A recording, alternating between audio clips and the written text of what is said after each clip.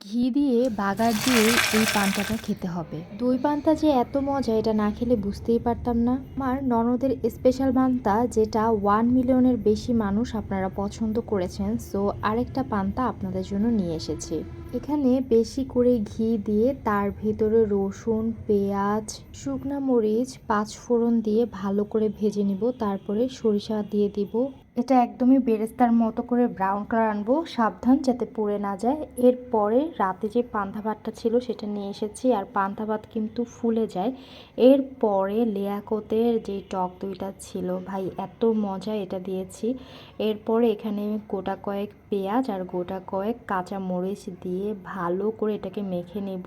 যেহেতু লেবু পাতা আমার কাছে নাই, সো আমি এখানে ব্যবহার করেছি লেবু। এই লেবুটা দেওয়ার পরে এটা যে একটা ফ্লেভার আসে, উফ!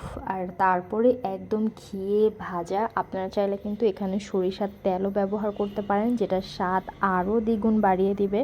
তবে আমার তো এভাবে ভাত খেতে একদমই ইচ্ছে করছিল না। তার জন্য আমি যেটা করেছি, গরুর গোশত নিয়েছি। আমার কাছে সব সময় গরুর গোশত দিয়ে পান্তা একটা অমৃত স্বাদ লাগে।